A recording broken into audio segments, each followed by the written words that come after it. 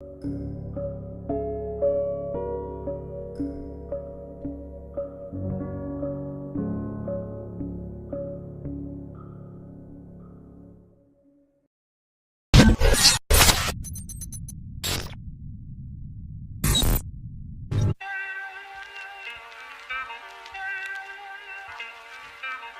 there's a handful of people actually run everything. That's true. It's provable. Not conspiracy. It's all about control. To them we just cattle, numbers, battling each other while they creeping in the shadows, scheming, plotting, clocking your every move, locked in your mind, brainwashed until it's rocking. Got the population operating as they want them, symbolically mocking them, thinking nothing can stop them. So open your eyes to the lies of the evil, the poison in the minds and the lives of your people. And every time they lead you down a line to deceive you, and by then it's always too late to see through the veil that they hide behind, cause your third eye is blind. Better take a stand, we running out of time. Ain't nobody coming to save us, fuck what you had in mind. Arm yourself with the truth and jump behind the battle line. Can we turn it around? Yeah, it's possible. Divided we'll all fall, but united we're unstoppable. This is for the world, this is for the masses, attached to the strings being pulled by puppet masters. This is for the youth, searching for the proof, keep on looking for the clues, I'll provide you with some truth.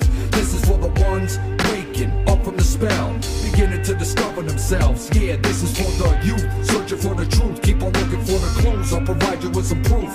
This is for the world. Yeah.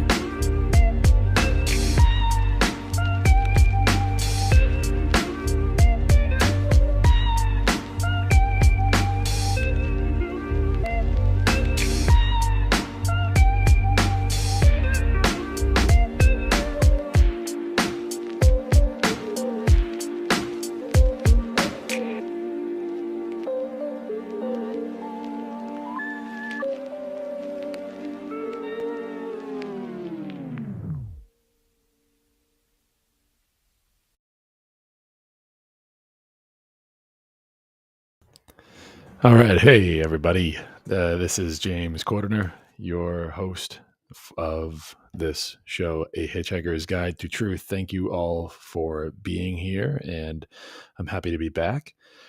I am a little blindsided this evening. I really wanted to provide a nice show for y'all, but it seems that the scheduled guest decided not to show.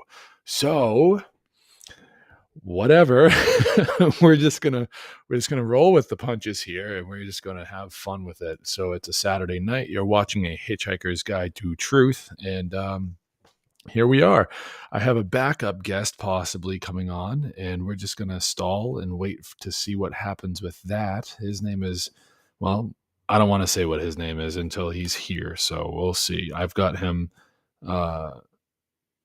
I don't know, maybe he'll show up, maybe he won't. But for now, why don't we talk about a little something. You might have been seeing, let's get rid of my camera for a second. See this symbol here in the middle. That is the symbol for the Philosopher's Stone. So what I'd like to do is I would actually like to bring up, if I can, let's bring that up, and then I would like to share this with everybody here. We can get rid of that. So what we're looking at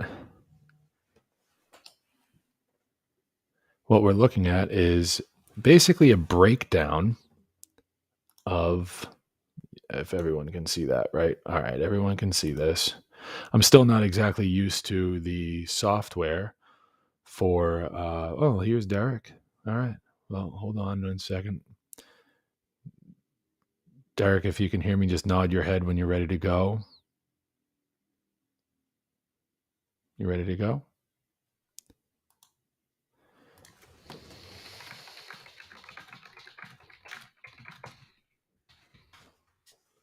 So anyways, while we're waiting for Derek to hop on in, we'll just take a look at this this symbol here. All right. And he's ready to go. We'll bring him in too. Hey, Derek. Bonjour. Thanks a lot, James. Yeah, no problem, man. Thanks for hopping in at the last minute. Yeah, my pleasure. I was just going through this real quick before you got here. I love this slide, man. Yeah. Yeah, why Conscious don't Humanity, is that the website? yeah, Evolve Consciousness, right? yeah, Rather, right? evolveconsciousness.org. Yeah, That's yeah. where I got this from, and it's a pretty intensive breakdown of the symbol for the Philosopher's Stone, and I was actually gonna just go through this before you came in. So, Cheers. Yeah, have at it. That's yeah, Chris so Nelson, I believe his name is, who made all these slides, yeah. infographics, rather. Yeah, Yeah, man. Yeah, I honestly, I have no idea, so that's good information, but yeah. this is one of the better breakdowns of this symbol that I could find, comprehensive breakdown of it that I could find, so it's important because 'cause I've been using this symbol as my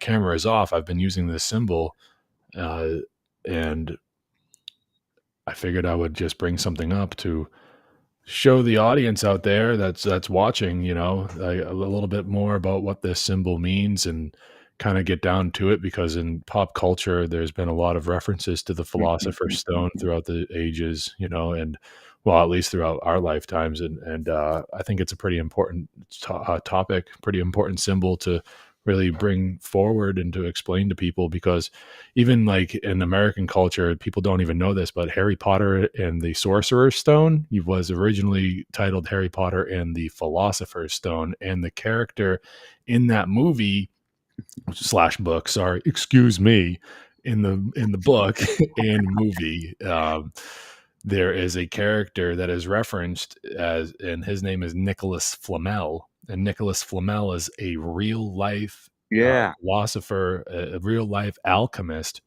from history that we could read up on later on. But the the idea is that Nicholas Flamel so not in Harry Potter verse, but in the real world, that Nicholas Flamel was an alchemist who actually created something called the Philosopher's Stone, which is highly regarded as something um, that can actually transmute lead into gold, and that is physical lead into physical gold. So, what in reality, though, is what we're going to explore here with this slide is that the Philosopher's Stone is more in this day and age thought of to be something that you do with your spirit, where you're turning the metaphysical lead into gold. And that means that you're taking yourself out of base consciousness and raising it up to a higher level, and this is the process in which one can do that with. So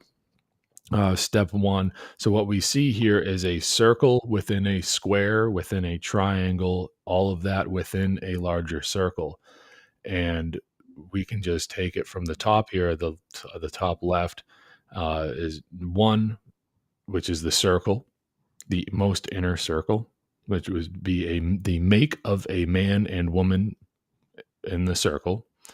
Two, then a quadrangle, which is the square. And three, the out of this a triangle. Four, and then make a circle again. And you will have the stone of the wise, or the philosopher's stone. So the self, which is the innermost circle, works through the matter, which is the square, towards a unity enlightenment, which is the triangle, with truth and morality of the higher will, which is the outer circle. So step one is the self area, which is the behavior boundary, and two would be the world area, which is the law boundary. So I would like to focus on step one at first, which is the behavior boundary. This is where we exercise our free will, and then step two would be the law boundary, which is the laws of the universe. And this is step one would be the free will aspect, the free will component, and then step two would be the deterministic component. So that's like the natural law um, part, which is the deterministic component, and then the first is the free will component. Then the Trinity unity area, and four is the spirit area. So as a further breakdown, it's number one is the self and consciousness, care, and will, which is harmony with consciousness expression, which is the inner reality. And that is like what happens within the self, the inner reality of what's real within yourself, not like a solipsistic postmodern type of reality where like you are, you know, you know what I mean? Like a solipsistic type of reality where you're the center of it all and everything revolves around you and you're the creator of the reality and things only exist because of your perspective, right? Based on your perception, excuse me, not perspective, perception. Plato in the cave type of thing. What's that? Plato in the cave type of thing. Well, more like, so that would, the allegory of the Plato's cave, that allegory is more like, it's more equated toward like a modern interpretation would be how the media lies to you, and that the shadows on the wall of Plato's cave is like all the lies and the deceit, and that Yeah. you're chained to one of the other wall, and you're forced to watch all those shadows go by on the cave wall, and that sorry, my producer for the network is texting me. It's all good. You're He'll catch up sooner or later. And we got Fred in the chat. I think Fred's watching. Bonjour, bonjour. good. But yeah, so the allegory of Plato's cave. That's that's a good reference point where it's like, well, that's more or less just buying into lies, right? Where we're being fed a certain view. Yeah. And they think that based on the shadows being cast on the wall, that's what the outside of the cave looks like. So that's more like that. That's more somebody else shaping reality for you instead of solipsism. Solipsism is more just like an inner perception of reality being like your perception of reality being based on just like you are the one creating it, right? Like like there's like really no truth, like that's more solipsistic, where there's no there really is no reality. It's all based on your perception of it, when we know that that's absolute bullshit and that's really man. satanic. I've tried to rack my brain trying to like put myself into a solipsistic mind state. Like, all right, I got my truth. I'm living by this. I'm at the center of my own universe. But all the other billion people that's their truth and their universe. It's just, man, like trying to tripping over like logical fallacies all over the place. But anyway. Yeah. So what we're dealing with here is like an inner reality, when it's like you're aligning your inner self with reality. So like you're being real about, the harmony within consciousness expressions. So where you're being real about that, you're not lying to yourself about that. You're coming into harmony with the inner, you're with your consciousness, and kind of stop lying to yourself type of thing, and getting real with where you're at. And then reality, then number two, the square around the red square around the green circle here, it's color coded. I really like this. So that would be reality, nature, matter, and the universe. So so this is the outer reality. This is everything around us. So the harmony of perceptions with reality that quote is. So that quote is very important, when that is the definitive is.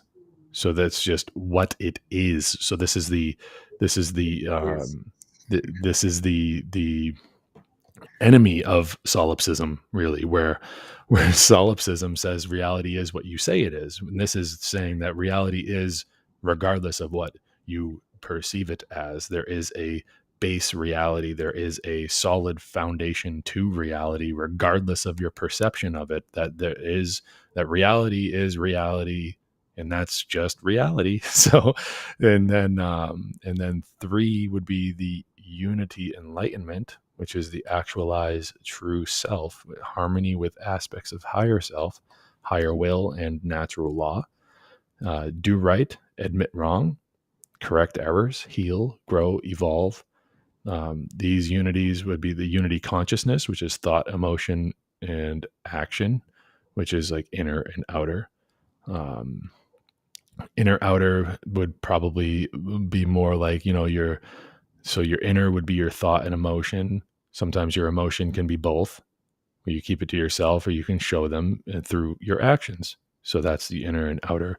Then unity reality, which is, aligned perceptions with reality, which is also an inner outer type of thing, which I'm seeing it more like, It goes on to say like alchemy, apophysis, and separating falsehoods from truth. Yeah, You that's know, nice. and then the unity opposites, which is sun and moon, heart and mind, logic and intuition. So, like, this is really a really nice breakdown of this symbol. I'm as much more, I'm more and more appreciating it as I go through it. But unity of the unity higher self, which is unity with natural moral law, which is realize, actualize, individuate true self. So that, like, this is really really nice. So, where are we here?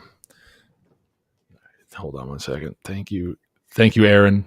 I know you can hear me. Aaron's Yes, maybe it's Aaron's right. my producer for the One Great Work Network. He's wicked Oh cool. yeah, Aaron Butler. Yeah, Aaron Butler. He's Cool, man. wicked cool, man. What's up, yo? Yeah. Yeah, And the Freedom Summit's coming up, yo. hell yeah, man. Oh, Sovereignty, I right? Excuse me. With I, Corey I and yeah, yeah, Corey Endrelat and Aaron Butler. It's gonna be yeah, massive, man. yeah. Um, Are you up in there? then Or? no, I need to see if I Okay. can squeeze in on that. To be Yeah, man, honest, dude. I did one with him in August, actually. yeah, Yeah. it's It's gonna gonna be be more. something wicked cool. Yeah. And then we have where were we? Oh, trinities, which masculine, feminine, enlightened, mind, spirit, body. Thought, which is the Father, the Mother, and the Son, which we see that Trinity all the time throughout religions. Yeah. Especially in the Christian religion, you got the Holy Trinity. the Holy Trinity, the Father, the Son, and the Holy Spirit, which to me is like they complete in order to set up some. So we're here. So the Father, the Mother, and the Son. That would be the Mother would be the Holy Spirit, and it's common knowledge by now. And if it's not, then let me take you to class. Not you, Derek, but maybe some of the Yeah, listeners of out course, there yeah. can hear this and be like, "Huh." Well, they took the feminine, the feminine aspect of the Holy Trinity, and they literally killed it by calling, they call it the Holy Spirit because they want the feminine aspect of it to be dead. So they set up this patriarchal type of thing Boom. by empowering the Father and the Son, which are both masculine, and killing off the feminine. And and when they do that, they're actually taking the emotional aspect of the Trinity and they're creating death toward that as well. They circumcised her, man. So they're taking the emotional aspect of it and they're making it dead. So another thing that you could actually take the word emotion out of this and you could replace it with care, and that's the feminine aspect of the Holy Trinity would be emotion and care. And if you're dead in care, well, you're going to be out of balance, significantly out of balance. So Wow. we go Right out the back to gate. we go back up to step one here. I don't know why it's doing that. But anyways, we go back up to step one. We have the self, consciousness, care, and the will. So care is in there. And if you're absent of care, that's the part of this that is the self. That Yeah. is the number one. That's the inner circle here. So self works through matter toward unity enlightenment. And we already know that when we get to unity enlightenment, some of the trinities of how that is, kind of brought about, that we work through these trinities like mind, body, and spirit, thought, emotion, and action. That's also mind, where the thought takes place, spirit, where your emotions and care take place, and then you take your actions and you perform them with your body. So these all work together. The masculine, Father, feminine, Mother, enlighten, the Son. You show you have enlightenment based on your actions. When you know, KNOW, Mhm.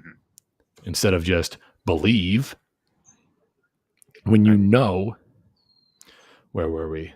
To do right, to admit wrong, correct the errors, heal, grow, and evolve, that is when you're performing action, and that is when you reach enlightenment. Yeah. So that's when we see another trinity that we're familiar with, very, very familiar with this day and age, is knowledge, understanding, and wisdom. That's masculine. Thoughts, knowledge. You see how this breaks down? It all goes down the line. 1, 2, and 3. They all relate. 1, masculine, feminine. 2, 3, enlightened.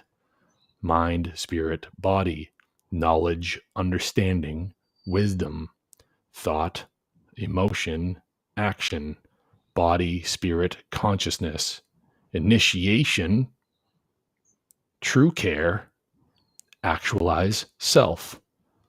These are all interchangeable. However, they do kind of work better when you when you are lining them up together in such a fashion. But this is where the big, all of this right in here is where like the big stuff happens. And then after that, you reach number 4, which is the spirit area. That's this outer circle here.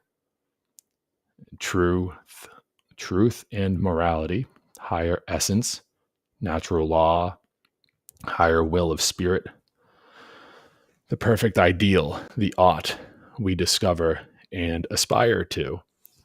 So, that's when with truth and morality of the higher will.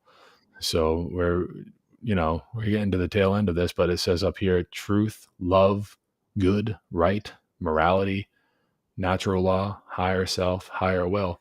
So right, like as in correct, as in after you've done step 1, this has to be done in order, by the way.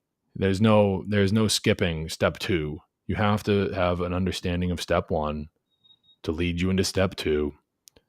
1 and 2 are prerequisite to be able to get through step 3. Step 3, 2, and 1 are prerequisite to get to step 4 and understand what you're doing when you get there. So when we get there, we want to be able to have, especially through step. Yes. We just got a comment about the 4 corners. The 4 corners of the square also represent the elements: earth, air, water, and fire. Thank you.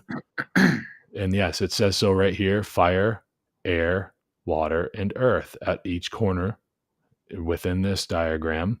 Yeah, it says it's about that as well. mastering those elements, and working with them, and not, working against them.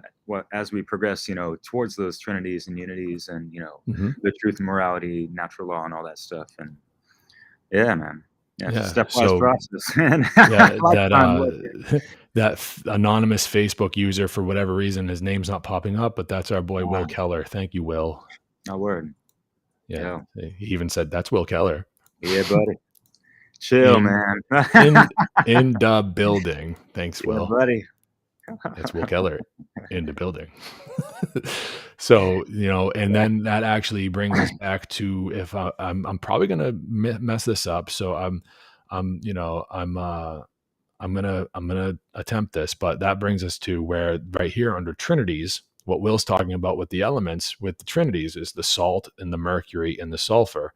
These are the most important elements in alchemy. Alchemical, yeah. So that's why they're in the trinity. The 3 of these are around the 4 elements here, because the 4 elements working together actually produce salt, sulfur, and mercury. So air and water together, actually, air and water together are supposed to, there's a combination kind of equation that goes along with the elements, and how the elements combined help create these fucking elements. So not the elements. Is it an element? Well, salt's a the periodic table of elements. Iodine in the salt, for example. Things like that. The periodic table of elements is where salt, mercury, and sulfur exist, right? Mercury as well. Yeah.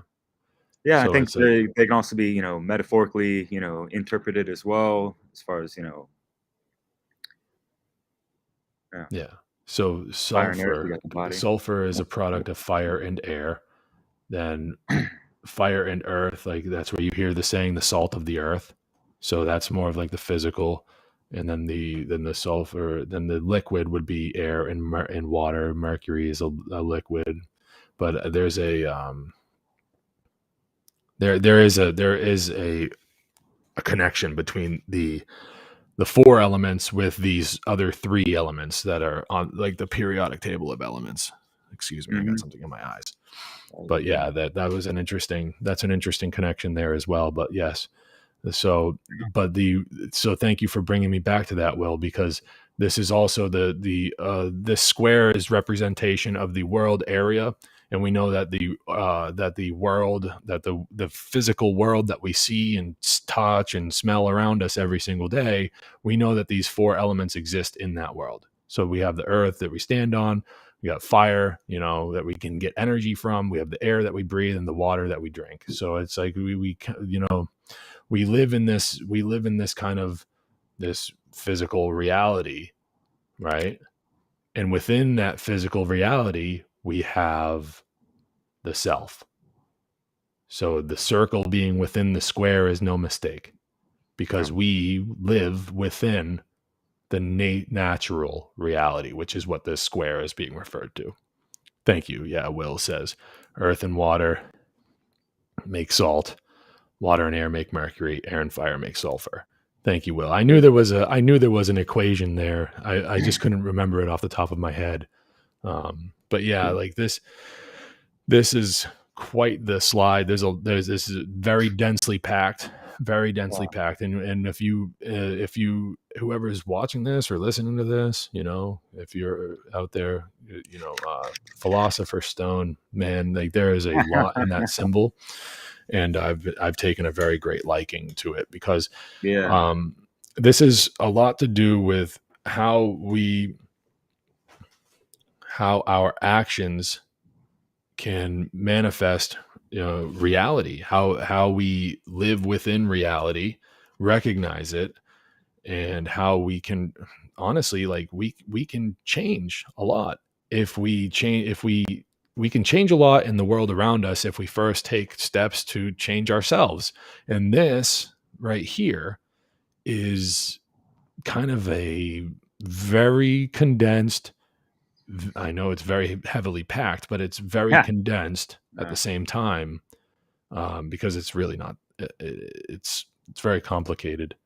It's not that simple as just reading a paragraph of information and being like, oh, now I know. Like, no, no, no, it takes like it. I mean, not like I'm the big, guru or anything like that, but it does take a Right. long time to like get a grasp on all this. I'd say I'm someplace, I'd say I'm someplace in here in the step 3, being able to come into balance with my thoughts, emotions, and actions. That's something that a lot of people struggle with. And it's something that a lot of people need to start being honest about.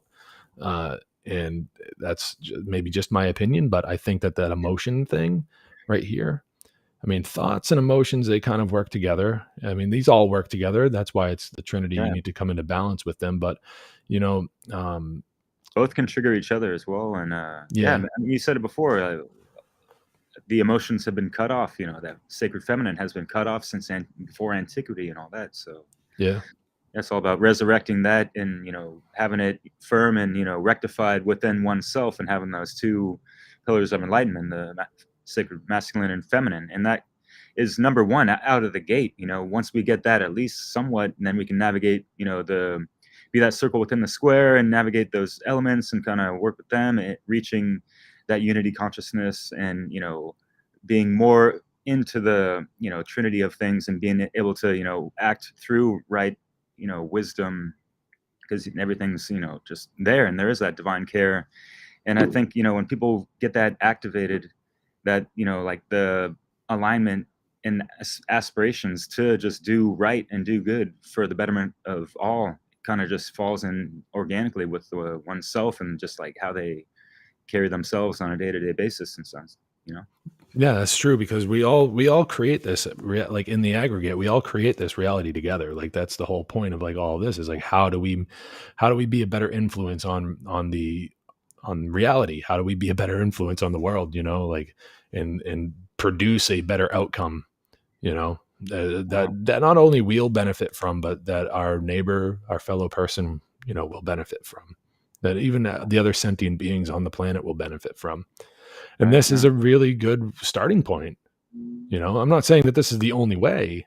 Of course. I'm just saying that this is, one way that encapsulates a large amount of information that somebody could take in and just kind of reflect upon to see where they're at. If they use this as as the base, you know what I mean? Like, and just see where they're at according to this. It's not a bad, taking off point and starting line type of type of thing. But um all in all, like, the inspiration to really pull this up and to talk about it more was to kind of like, because I saw something a little disturbing on, I do like a fair amount of doom scrolling on Facebook period, throughout the week. And I'm a part of a lot of good groups, not shit posting groups or anything like that. I'm a part of a fair amount of good groups. I try to Get a surround good balance. myself. Yeah, I try to if I'm gonna be on that Yeah, like platform, I'm gonna surround myself with some more positive sounding groups where we explore occult symbology, and we occult symbolism. So, and we do, so symbology would be like the study of symbols, right? Right? Is that right? So, and then symbolism would be just, I don't know, but the whole line from or their use. Boondock Saints where what's his name, Willem Dafoe, is like symbolism. Yeah, love that movie, man. And I Yeah, totally that always comes off the top of the head when that comes to mind, man. Good call. yeah, and so, and I think about it all the time too. But I try to pay attention to these groups and everything. And I came across a post by this poor person that, like, was this seemed lost. They were just like, I want to get a tattoo of some symbolism on me, and what do you guys think I should do? And I said, I think you should be really careful. I think you Yeah, should be very, very careful of what you get tattooed on your body, because you're essentially just branding yourself with a symbol that carries a lot of power. And you want to be sure that you know exactly what that means, because you're going to be ins and outs, carrying yeah. that power with you. And that kind of just made me want to kind of dive into a little bit of symbolism here, and to see what Oh, it's all, man. and to see this symbol and whatever. And not to mention, like, it doesn't help that I did have like I did have a guest kind of lined up for tonight, but it wasn't you. Mm, And no worries, they kind man. of they I kind love of to bailed. freestyle anyway, so What's that? I love to freestyle and whatever's clever. Yeah, man. So Happy Catterday, by the way. I saw one scurry across behind you there. But speaking of movies, real quick, have you seen the movie? I'm sure you have. The Golden Child. Eddie Murphy back oh in yeah, I was just thinking, like, early is that the 90s, is maybe that I the think. Eddie Murphy movie that they used to play on Comedy Central? Yeah, Yeah. yeah, or was it? Or he did Saturday Night Live. Yeah. I love comedy, but anyways, the Golden Child. You know, sacred kid from Tibet is hijacked by this satanic group, real quick, What happened? and what they've done, they've captured him. They have him just like in this like room with people on all four sides of his little cage thing, and like the main leader guy, my sweet brother Numsi, I think Eddie Murphy would like to refer to him as. He made it very clear that there needed to be four people on all sides. Like having that square that you know entraps that circle. He was in a circular cage. I found that very symbolic and intriguing. I don't know, I'm not in depth enough to understand all these things and how it might even apply to like this philosopher's stone theory of how like there's a circle that's boxed in by a cube basically, and yeah, you understand like the tesseract and all that, Yeah. and all that stuff. So interesting things come to mind. It's nothing like evil. I thought about it, but I just thought like how the satanic groups and whatever, how they're inverting those symbols and all that. You know what I mean?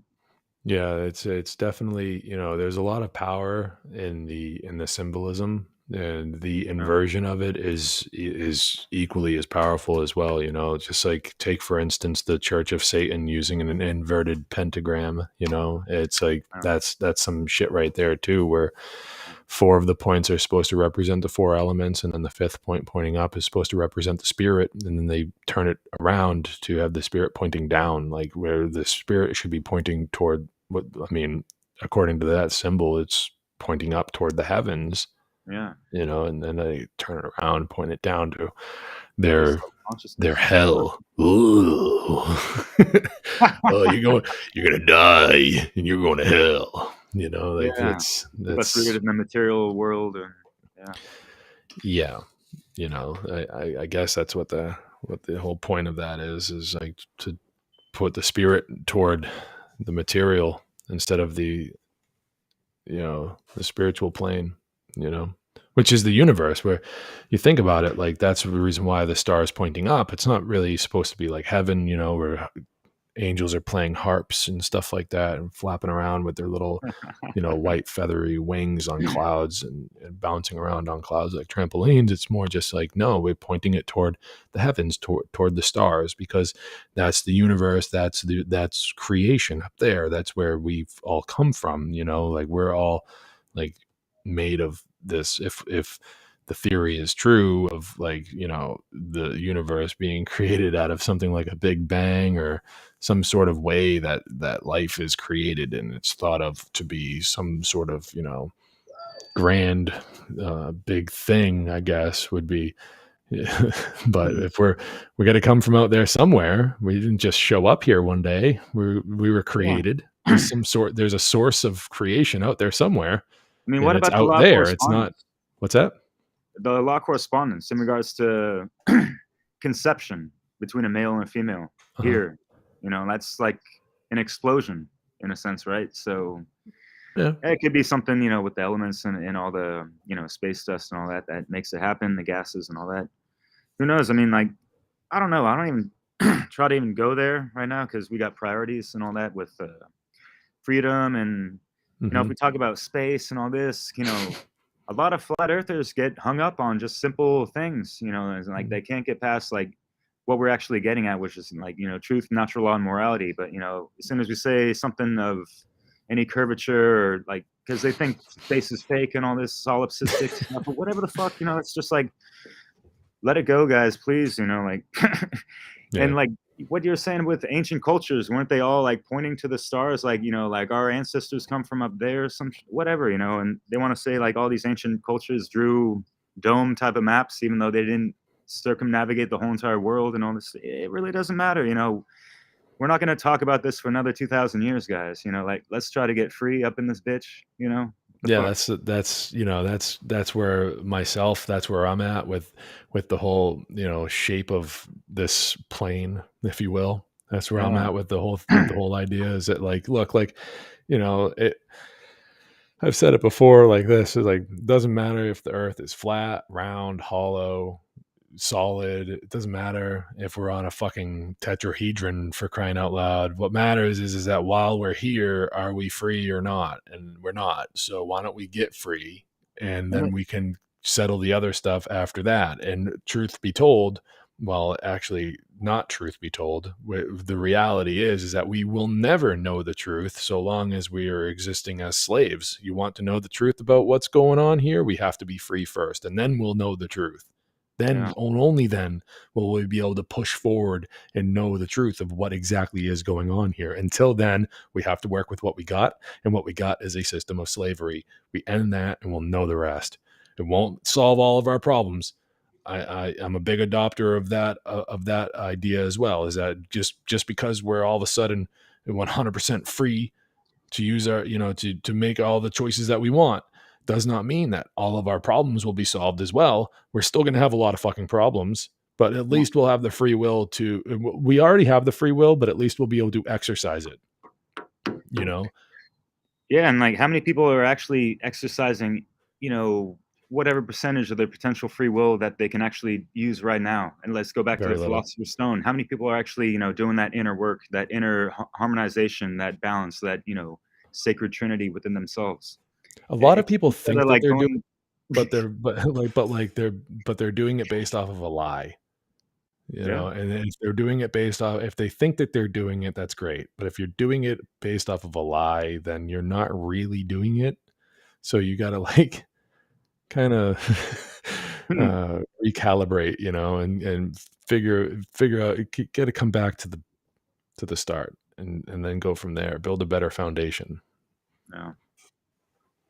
Yeah, and Yeah. then but Like yeah, what, the it's good old interesting. codes of consciousness, natural What's law, objective morality. Yeah.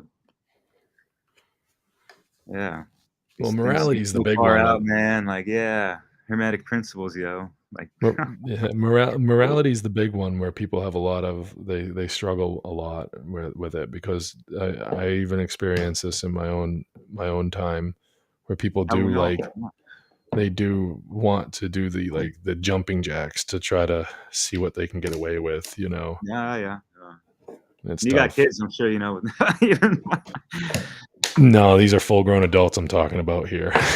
yeah, right. I know, but They're not, you know, my seen a lot children of are like, lot "Yeah, okay, dad. All right." And then they just go and push boundaries anyways because that's what children are supposed to do. Like, yeah, so yeah. it's like, That's their learning process in a sense, I suppose. I don't have kids, yeah, but well, maybe one day. yeah. But I mean, going back to alchemy, like turning metal into gold, right? Are people really turning their mental lead bullshit low base level consciousness into golden thought and stellar personality type of shit, instead of focusing on all this external shit. And you see like these people coming out of their face with talking shit on the internet as if they'd actually be saying that in front of someone's face in real time, real life type, you know what I mean? Yeah. Yeah, that's like high school shit. Like you said, they're not acting like adults. They haven't worked enough on themselves, ain't even fucking trying to look at themselves in the mirror and actually hear themselves speak the way they did, like, as if they're talking out of their ass, Yeah, that's I like think base that level consciousness. They're stuck in the root chakra in a sense with a lot of stuff, and like it goes well beyond that. But yeah, James, you were saying? I was going to say that I think that a lot of people, I think that a lot of people are pretty good. It's just Yeah, unfortunate that totally. like they've been misled. That's, you know, that's the unfortunate part about it is that, you know, Yeah, they largely people are good people. They're not going out and, you know, willfully causing harm, you know. At least they're not doing it to other people, right? When we're talking yeah, about like sentient Rocket League. beings, you know, like there's plenty of us that cause harm to other sentient beings or partake in actions that cause harm in other sentient beings. When it comes to something I don't really talk about a lot, which is like the diet and whatever, but um and but I mean, largely I see people just wanting to, you know, wanting to just live their lives in peace and Sure. wanting to not have to be disturbed, but unfortunately they're playing into this bullshit game called politics and government and It's and causing a lot of harm, man. yeah, it's causing a whole lot of Yeah, harm and they don't understand it. See, this is the thing, like where, you know, they're ignorant of it, and that's the problem, right? Ignorance is the problem. Is people then people you start spitting truth to people about this kind of stuff, and that's when they're just like, no, no, no. They shut right off, right? They don't want to hear cognitive it. dissonance and all that. Yeah. Yeah, yeah. But you know, dude, like I never even like let you introduce yourself to my audience. That's all good, man. So, you I know, I just mean, jumped on an impromptu. so Yeah, my name is we Derek have with us tonight, better late than never. We have with us tonight. So how do you pronounce your last, to introduce you? I've never heard you pronounce your last name before. So Bartolacelli. Bartolacelli. So Yeah, Derek really. Bartolacelli with us tonight. And Tell I put us. my, YouTube conscious DJ moniker, Awaken Your Mind. That's kind of just what I've been rolling with for the past decade.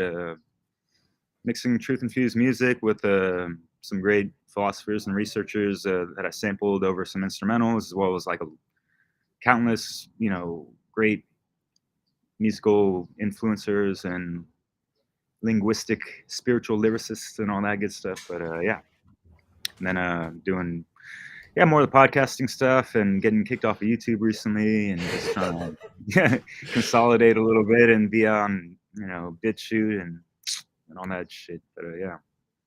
Very nice.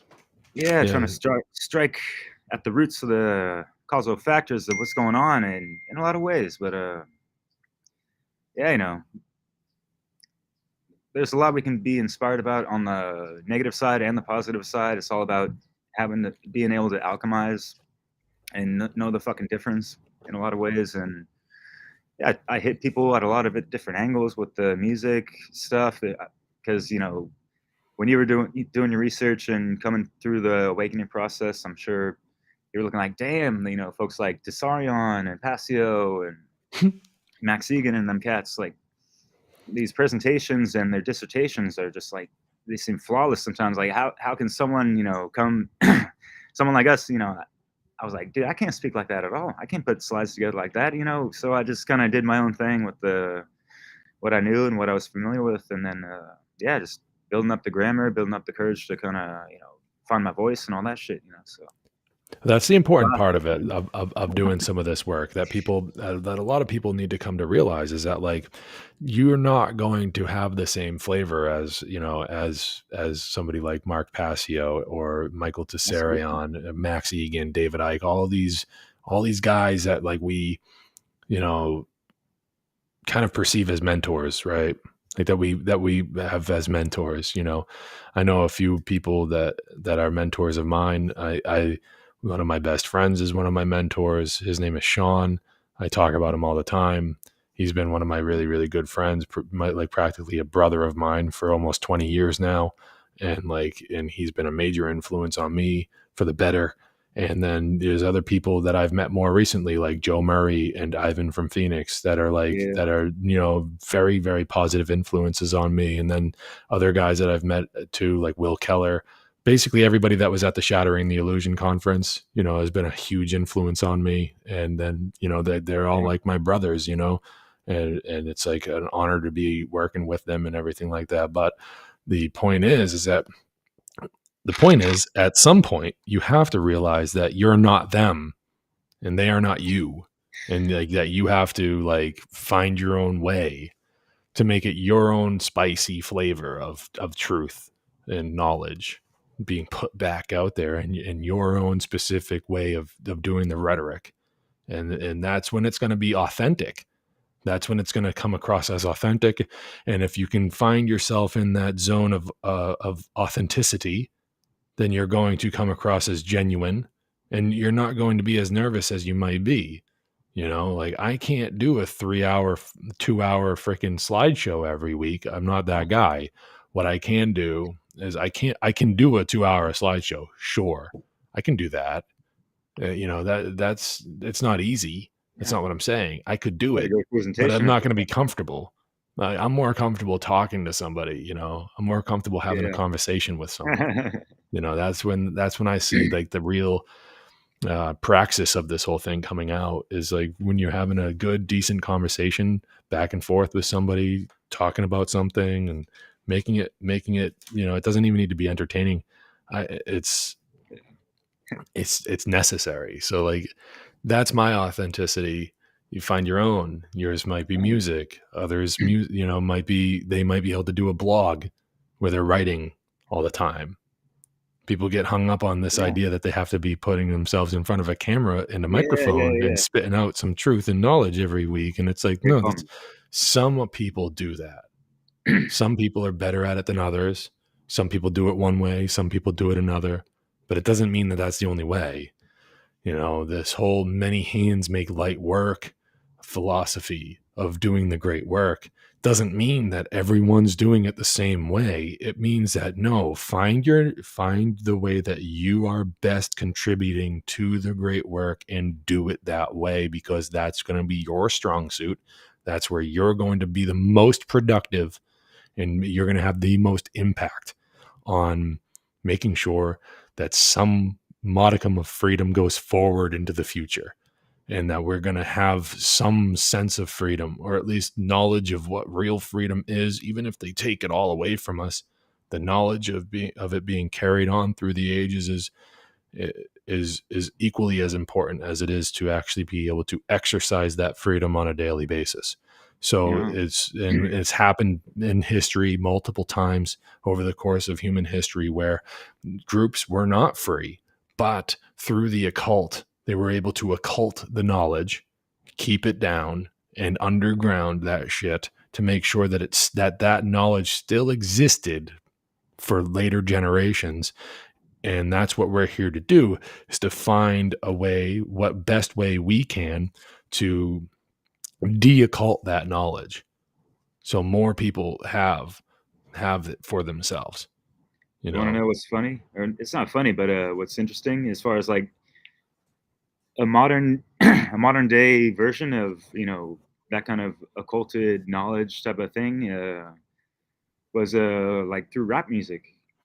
It's like streetwise spirituality where they like encrypted certain codes and phrases and warnings and things like that to like their proper communities and things of that nature. And a lot of folks, listening to that, it goes all the so many words and lyrics went over my head for like years and years, and then like finally, like you have like websites with like Urban Dictionary and stuff where you can like finally understand what they meant, and it ain't all like that like positive and like profound, but like before, like they were like speaking in codes, watch out for the fucking police that are profiling us on the block, and with the CIA 80s crack pipe demolition on black communities type of shit, you know what I mean? So, and then they stemmed from like Black Panther civil rights type of shit that carried on through some of that music, especially out here where I'm at, Oakland. Will Keller and John Rowland know about that. They're in East Bay, but holler.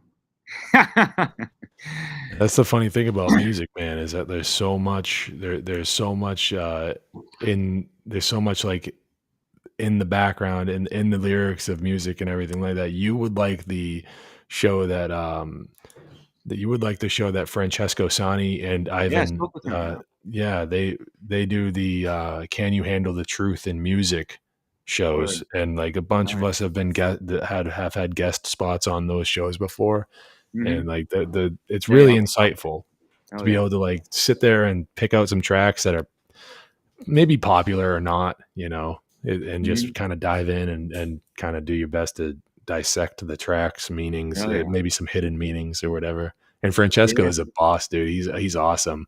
Yeah. He's Italian, right? Oh, he's Italian. Yeah, Oh yeah. More yeah. Italian than my American Oh, Italian. he's Italian. He's as Italian as they come, man. Yeah. But Well, he speaks actually, Spanish no, too. I he's reached out. I not was as like, hey. Italian as they come because a lot of Italians are just, they're just submissive, and he's not. So, Mm. Yeah, yeah. yeah, So, yeah, yeah. It was tough for hey, me out in France, man, and it just really goes back to and like the Dorian Greens, just exemplifying out in public, not being afraid, not wearing a fucking mask or any of that stuff during like the most draconian times of the since the dawning of the Rona, right?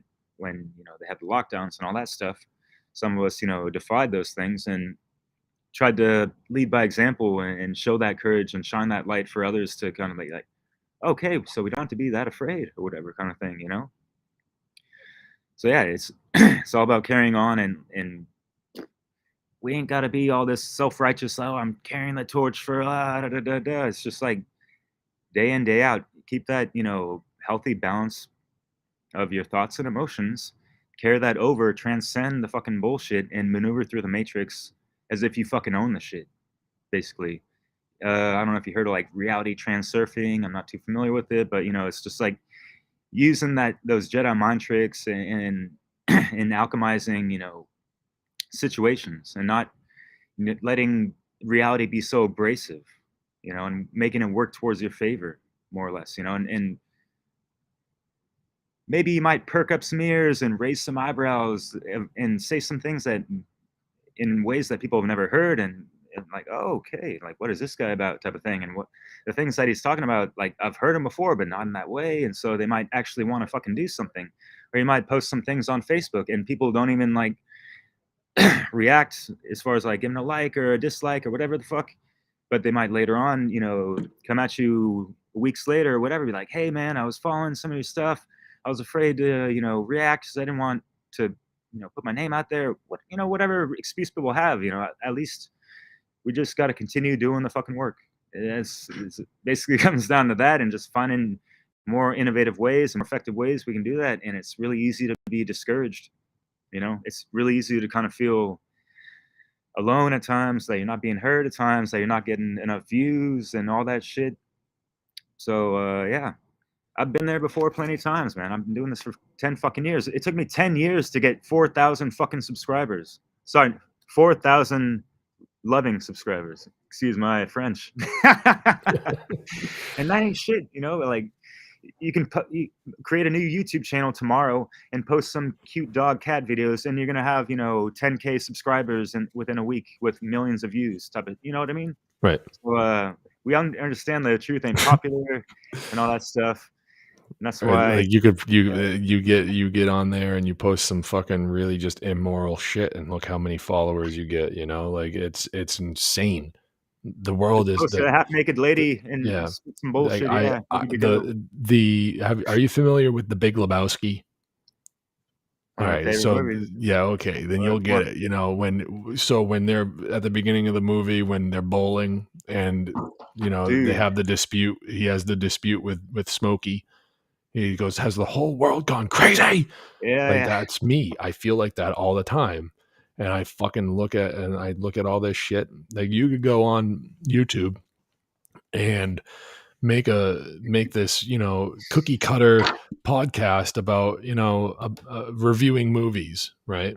Yeah. And not to say that like all of that, because I got a buddy that really likes to review movies. I'm not saying that. I'm saying that, like, I see these people online like talking shit about movies, and like I don't want to drop any names, but there's like a couple of people that like they make like 7 or 8 minute videos, and they make it's just like, oh, this thing's coming out and it's gonna be dead on arrival, and like they get like 1 million subs, and it's like, dude, like so doing this work for the attention, you're not gonna get it.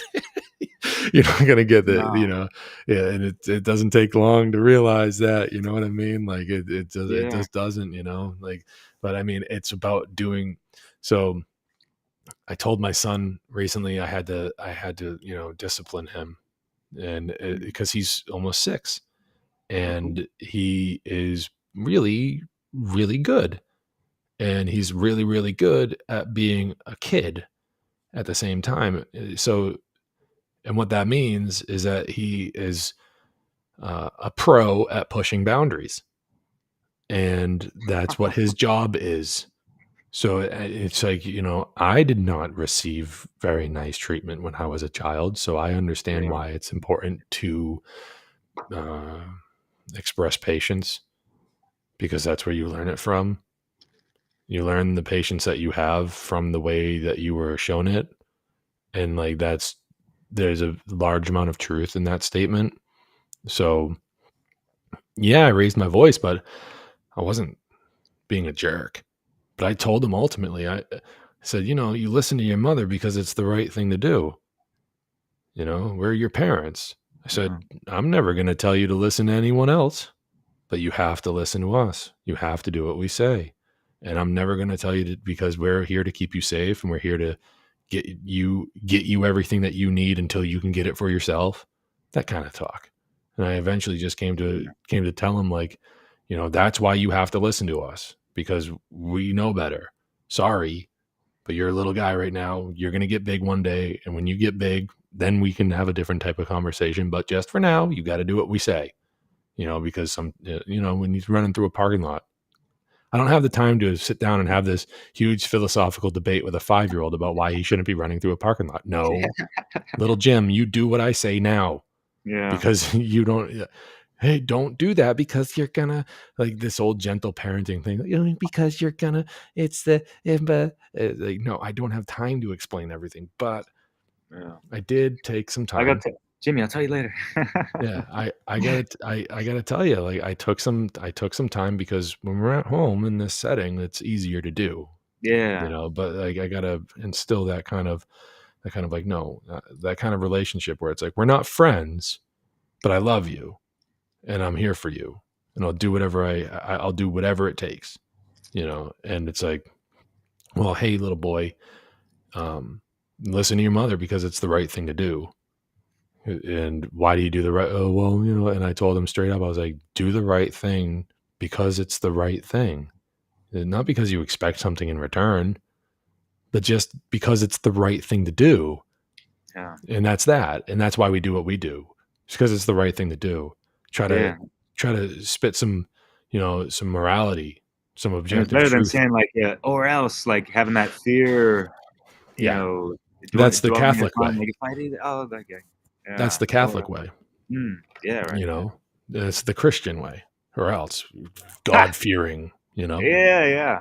I and mean, I'm that's not, like that's a that's how law I was law raised. correspondence in effect, man. Like they bring it down to the fucking toxic patriarchal Right. dogmatic religious stuff, and like obey or else, or go to hell, and then like Right. parents obey or go to your room or get grounded, or you're a bad kid or whatever.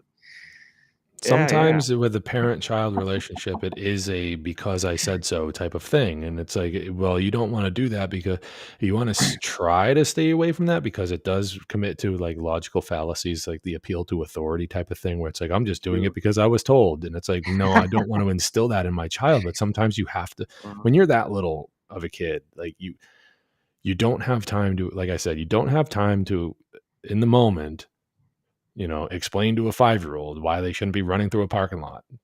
You know what I mean? Like you don't have time all the time to explain to a 5-year-old why they shouldn't be jumping off of a freaking a bureau that's 6 feet tall, or 5 feet tall, however, you know what I mean? Like you don't have time for that. You got to tell them like, don't do that. You need them to listen.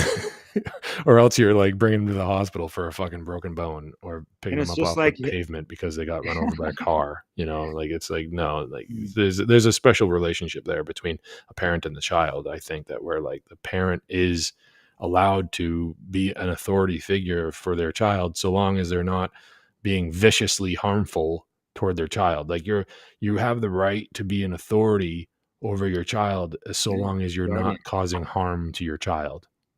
That's where the transgression against natural law comes in. So not all authority is bad. Not all external authority is bad, but there comes a time where the authority is no longer necessary because through that authority, you have taught the other person what they need to learn to be the authority over themselves. Boom. And unfortunately, we're in a relationship with government where they don't want to give up that authority. Yeah.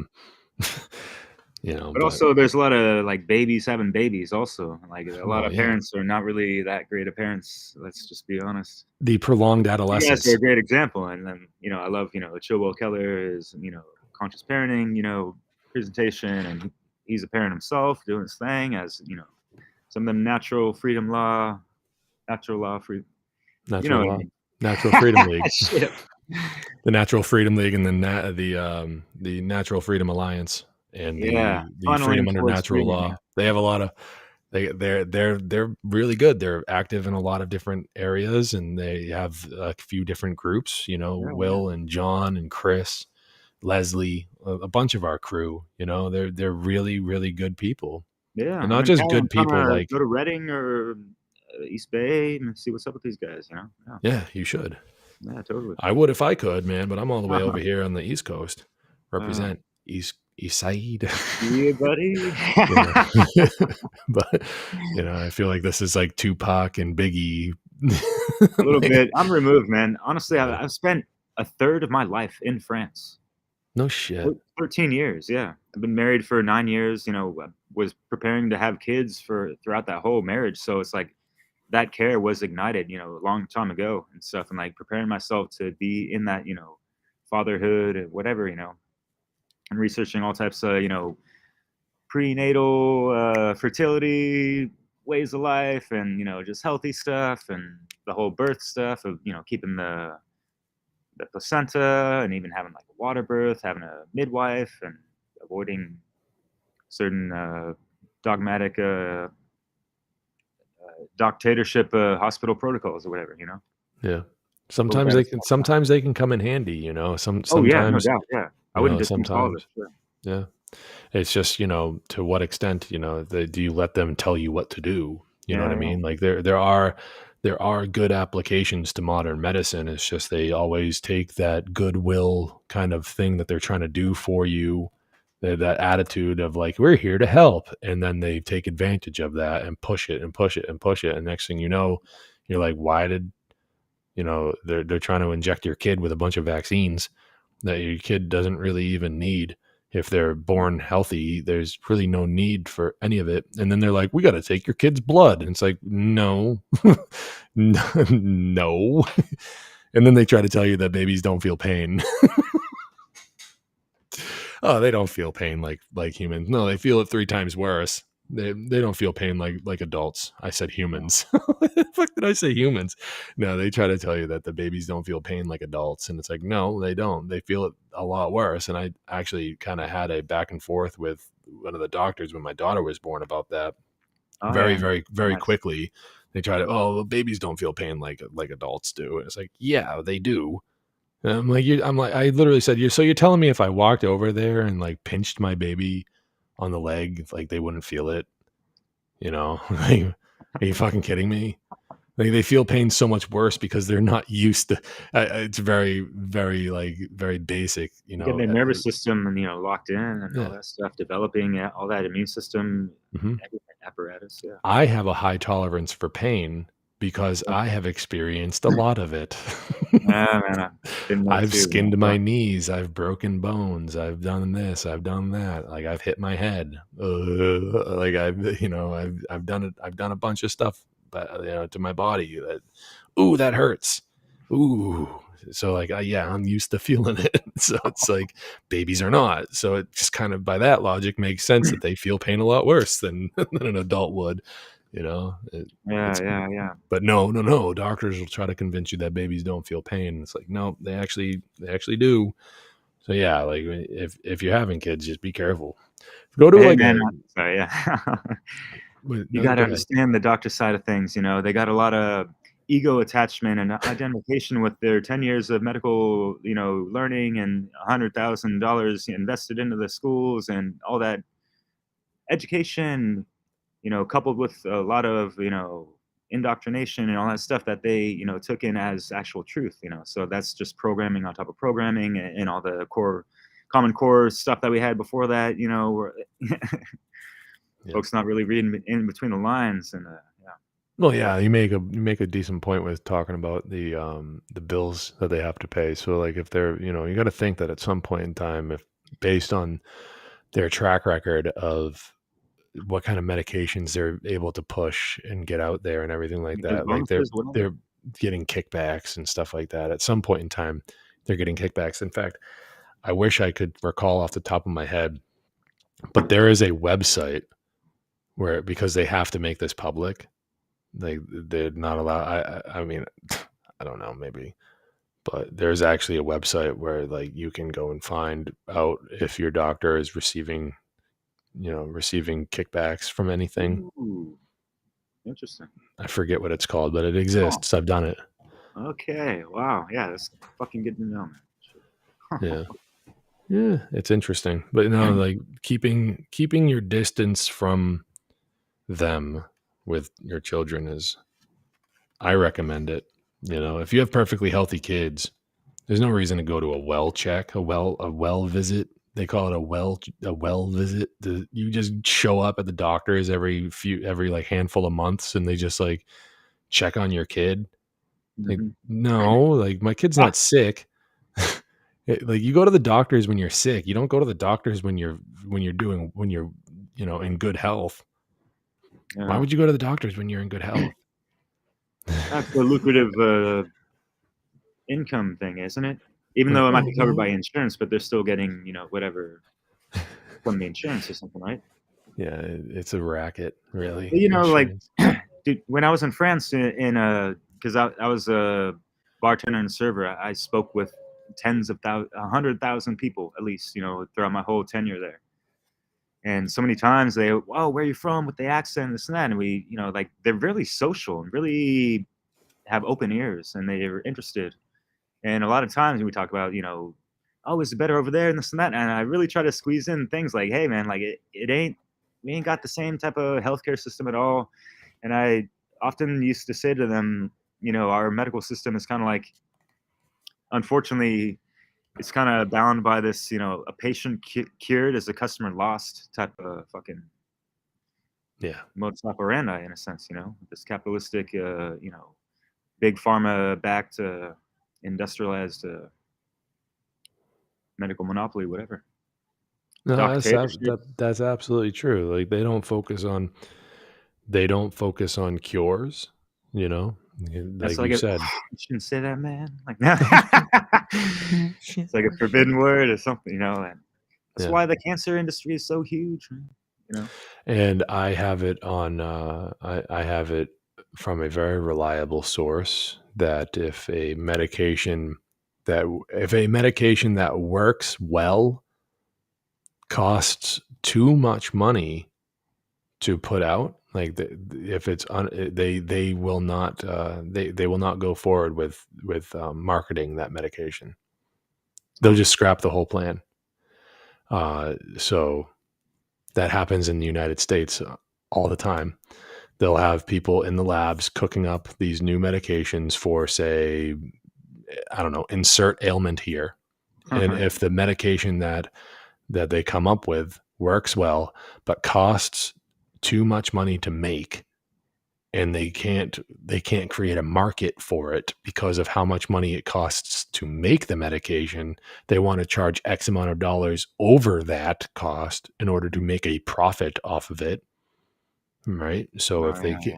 if they can't make a if they can't put it out with the idea that, this works, but we know it'll never sell because of how expensive it is, And yeah, so we never be can't make a profit off of it, they'll just not make the medication. They'll just be like, scrap it, throw it away, damn, or put it on the back burner. They just won't put it out there. Like there could be there are cures for cancer right now. We know, but there could be and it has nothing to do with the medical establishment that had, the medical industrial complex that has, that has been created, but they could have them. They could very well have them, but they're too expensive because the drug costs too much money. Drug costs so much money to make Hmm. that it's too expensive to put it out to market. And that to Always. me is like a problem. And I even asked this source, I was like, why not just why can't they just take the hit? If they know that this medication is going to say, I don't know, cure diabetes or something like that. Like, why not just take the hit? And And it why really not? just all comes down to money. But what It's about, disgusting. reaching out to the billionaire philanthropists like Bill Gates and them, Gil sorry, Bates. the eugenicist or whatever, can't, they want to invest in things that kill us, not heal us. I forgot, Yeah, everything's a backwards vaccine. fucking shit. A vaccine that's like Yeah, he'll go for that, irreversible. not the Gerson therapies or the Rife technology. Yeah, You know, yeah. Royal Raymond Rife with through what did he come up with? The frequencies that the Rife machine would bombard you with, just like a noise frequency, right? Like an electromagnetic frequency or something like that, right? yeah, And it they would try just to adjust basically the kill the frequency cancer to the cells. frequency of whatever cancer cell or Yeah, disease you they would might tune the produce. machine to the same frequency and like basically just eliminate the cancer cells in the body, right? Yeah, Man, imagine. even like what they identify as cancer might not necessarily be, this like they hyped up like this boogeyman called cancer almost as well. It's not necessarily what they claim it is, and a lot of the diagnoses aren't really what it is, man. They're like trying to sell a lot of fucking drugs to quote unquote, make you better Yeah, because they can't say cure or whatever, right? So yeah. we're gonna And kill the even cancer sometimes like they and like even kill you at the same time slowly. yeah. A lot of times, not every time. We're not generalizing here, but Yeah, I mean it is something that they, you know cancer is very real. Yeah. And it's something that, like, a lot of times, when they know that, so let me put it this way.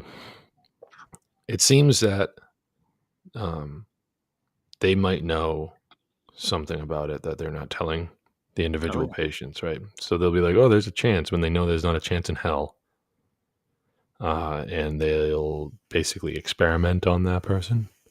It seems, it's so long as the person gives consent, you know what I mean?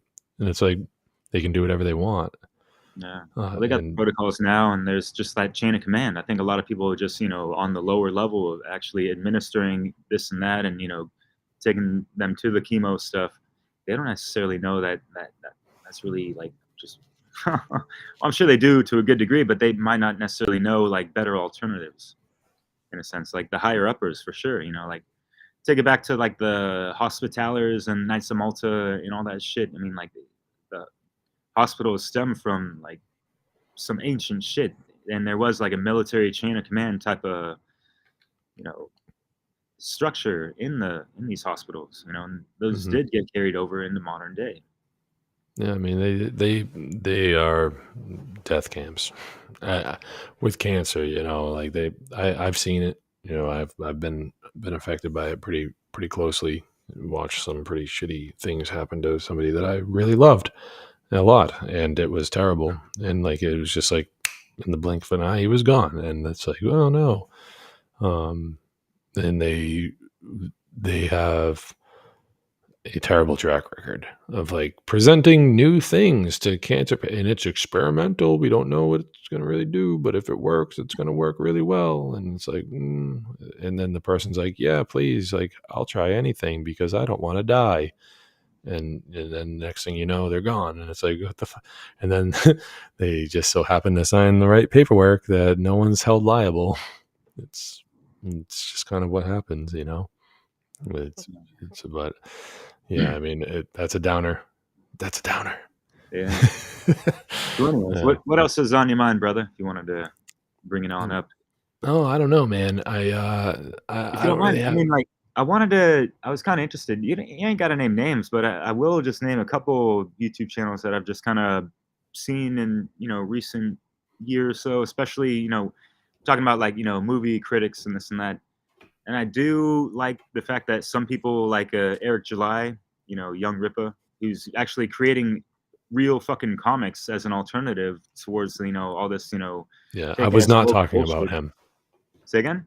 I was not talking about him. I was talking about I didn't people think that so, rip yeah. off people that rip him off, people that Gotcha, rip yeah, off his yeah. style and stuff like that. Right, yeah. And I know you you weren't know, talking about him. I was actually talking about, like, the cats they're actually being effective with the taking that approach of criticizing movies and calling a lot of bullshit out, with the fucking Lord of the Blings, whatever the fuck, and trying to with the virtue signaling and all that shit. But, yeah, like, are you familiar with the Critical Drinker? no. He's out in, Scotland, man. He's a good one, man. Oh, Yeah, he's like did you say critical drinker?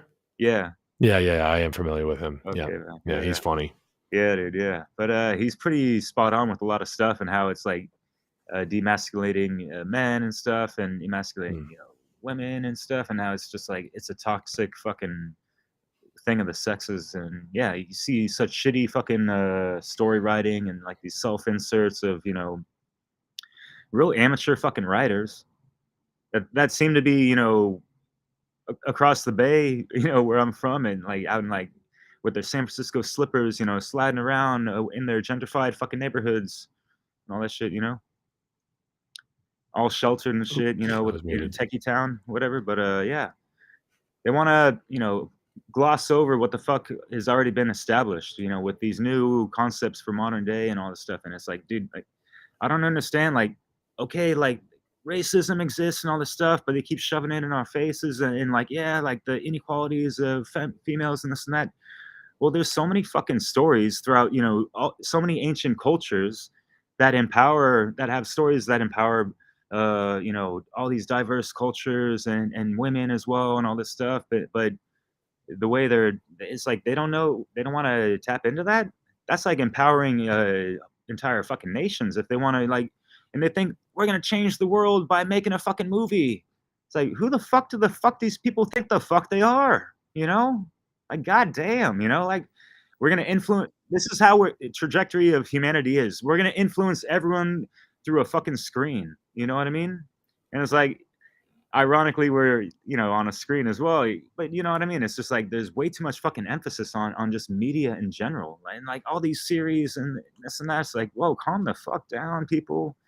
And like some of it's just on purpose as well. Even like the umpteen million fucking podcasts that are out there, it's just like things are so fucking inundated, and it's really hard for people to like subscribe to like some good content and stuff, and or like they're pulled apart and spread out so fucking thin that Yeah. they can't even get towards stuff like this, for example, or peep out like the One Great Work Network, where you're gonna come across a whole lot of stuff, and they're gonna be like overwhelmed, like, oh my god, so many new content creators, you know what I mean? So man, it's just crazy. You can just fucking like throw a rock and you'll hit some kind of someone who's doing something on YouTube down the street, and like It's just, true.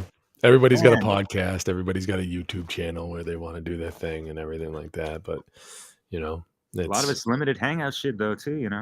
Yeah, there's a lot of so there's noise and then there's signal, right? There's a lot of noise, a lot of fucking noise, But luckily, like there's there are some there are some pretty big platforms out there that give the little guy a chance. There are some pretty big ones out there that'll do that. Not for nothing. I mean, say what you want about the guy, but Alex Jones just the other day had Mark Passio on for like an hour, and now they're again, yeah, and no shit. and now Alex Jones said something about how him and Mark are going to do a 2-hour podcast uninterrupted. So they'll be doing that. It's interesting. Say what you want about Alex Jones, but he's got a pretty big platform and a lot of listeners, and he's on like the national stage right now, and a lot of people are giving him their attention. And if Mark Passio can get this guy's ear for an hour, 2 hours, his audience, and talk about natural law, that's a step in the right direction, Mm-hmm. And it doesn't got to be me or you that does it. It can be, it should be a guy like Mark Passio who's got the rhetoric down pat. He's a fucking maven, Yeah, it should be a guy like him that's got it down pat, that can go forward and talk to a large audience like that, that's ready for that. I'm not. I can say that. I know a lot of other people that'll be like, no, I don't want to do that, and like I'm perfectly fine with where I'm down, but a lot of people are more, qualified for it. Yeah, I mean, it's just, but it's weird talking to Alex Jones, man. I don't know. I personally, I don't think I would. I don't think I would, just because it's just like I don't know. But that's just me, and I'd be nervous as fuck, because I do my thing. I do what I do, and that's what I do. Other people are going to go to do what they do, and that includes going on a major platform like that, and whatever. I hope to one day see Mark Passio on Joe Rogan. To be honest, like that would be really cool. Like, why not, man? And that guy's got like over 15 million, views on his podcasts. It's like, okay, that's the kind of impact that needs to be being made. It's just unfortunate that like the vast majority of shit out there is just that. It's shit. In a world full of noise, there's very little signal coming through. And it's like, but again, like earlier, we talked about many hands making light work. It's like, well, the reason, one of the reasons why there's so little signal coming through is because there's of such a small amount of people actually doing it. Bust through that noise. The people out there that could be great speakers on these topics, they don't do it. They don't take the time to really reform their rhetoric and to be able to speak on these topics in the way that they're able to relate it to other people. There can't just be one little handful of people out there doing it, and like if you're familiar with it and whatever, then make a couple videos or a presentation here and there and just put it out and just see what happens, and know how to use technology too. Like you can't just be like, oh, I'm just gonna talk into a microphone and see what happens. Yeah. It's like opening up a Word document and pretending that you're typing on the internet. You're not, you know. And it's like, you got to be able to use the technology to be able to do it because, for instance, when Gotta you're be making some like a skill to it. YouTube video or an Odyssey video, like they allow you to tag, uh, they make, you can tag a word. That way when people put it in a search bar, like why I tag everything that I do with like anarchy and natural law. So if somebody puts the word anarchy in their search bar, there's a chance my video pops up. Like that kind of stuff needs to happen too, where like how to use the software that you're using. Like so. The point being is that like no one person can be expected to do all of it because no one person can really reach the hearts and minds of everybody else. See, like that's why it's like so important for everyone to do it in their own style. Because you're gonna reach somebody, and then they're gonna go, "Oh, cool," Yeah, at least give it a try, and that's and have some healthy pride behind it. Because I'm sure you've seen, like you were just saying, like just like recording into a microphone, like hella basic, like we're in the '90s or something, right? I mean, Yeah, hey, that's better than nothing, but like this is 2022 where, like the technology and all the lights and the fucking all the CGI and all the bright images and all that stuff that, either on TV or on so many, YouTube channels now that, got some pretty good, video production behind their stuff, like just doing some basic stuff, might not be holding people's attention as much as, them other guys that might not be saying, like putting out the messages that are really important, but oh, they got the shiny objects kind of thing, like. But it's like, hey, obviously that's not who our audience is, anyways. But at the same time, it's like we want anyone in this audience, like everyone should be, listening to, like the first, 20 minutes at least. We were talking about the Philosopher's Stone and all that good stuff, But have you heard about the Spiritualosopher's Stone? now you're just making shit up. I put out a music mix like a couple years ago, titled something like that. It was pretty cool, kind of harking on that, and also like I called the Spiritualosopher's Rosetta Stone. Excuse me, and just kind of, yeah, man, just like sparking interest for people to kind of like be curious about these things, and going back into ancient Kemetic traditions and mystery schools and all that stuff, and like the hunt for the Philosopher's Stone, and just like as well as like the Rosetta Stone is more about, I guess, like building up your grammar, language, right? I guess like how many people, and I've been bilingual for like 10 years, and that's just like opened up so many different like ways of seeing the world and like thinking about things and like structuring my own language. It's been like really cool, and like, yeah, just want to encourage folks to kind of like check it out for themselves and see there's so much potential we have, like when you're sparked and awake. Have you seen the movie like like Limitless or Lucy and stuff, despite Mm. whatever production quality and whatever, just like the concept is cool, and like doesn't that make you want to aspire to be like, I felt like this, on my spiritual journey of I wanted to tap into more than 10% of my fucking brain at least, growing up learning about this, and like we have junk DNA, what the fuck, and like seeing shit like that, doesn't that make you want to aspire for higher? Shit, my battery's gonna die, man.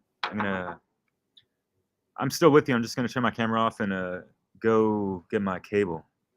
No, that's okay. We're coming up to an hour and a half on the stream here, and I was just about to suggest that we wrap it up anyways. So Oh, sure, right on. yeah, we should do that and just call it a night. So, um, where can people find you, Derek? Thank you for coming. I really appreciate it. Last minute and everything. So, but yeah, tell the people out there where they can find your work and check it out. I know you got an Odyssey channel. Yeah, definitely. I'm on Odyssey under my Awaken Your Mind, BitChute, my real name. YouTube, I guess we're not supposed to really cater to those monkeys, but you know, all the good stuff, man. I'm on like 8 different platforms right now, so yeah, it's all too good. I'll send you my link tree thing. I really found just one link where it's all consolidated. So appreciate that, James. Thanks so much for having me on. Fucking have a great weekend out there. Happy Catterday, Yeah, I got my cats running around all over the place. I got one of my cats' name is Wade. He's the all black one that walks around. He's my little Matrix kitty, my deja vu kitty. So awesome, man. he's cool. And then the other one is Star Lord, the one with the socks. I like to name my animals after comic book characters. So we got Wade, who's Deadpool, Wade Wilson, and then Star Lord, like the guy from Guardians of the Galaxy, Peter Quill. No, and cool. Yeah, so there they are. They're in the other room right now. So yeah, man. Awesome. Did I finally get? Oh man, I didn't. Oh my god. Huh.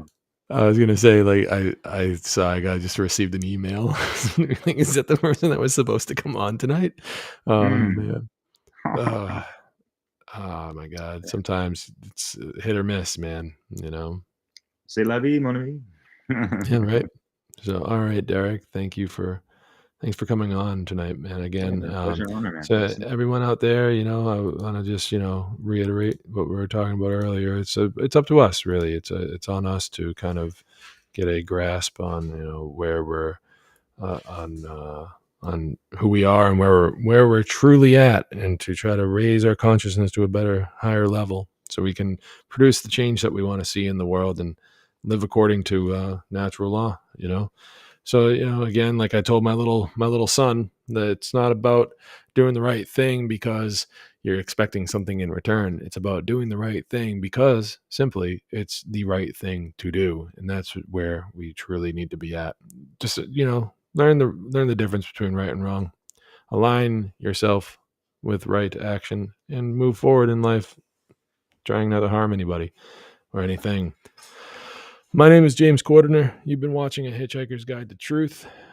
Come back in a couple of weeks. I don't have anything lined up for next week, but come back in a couple of weeks, and where we will have quite a show. I have quite a show lined up for a couple of weeks from now. And one last big thank you to everybody that both attended the fucking cats messing around. But everyone that attended the Shattering the Illusion conference, everyone that viewed it, and a big shout out to all of the speakers, and extra special thank you to Mr. Joe Murray for being an awesome collaborator, awesome co-organizer for that event. And Joe. and that's that. So anyways, guys, peace out, agape, and until next time.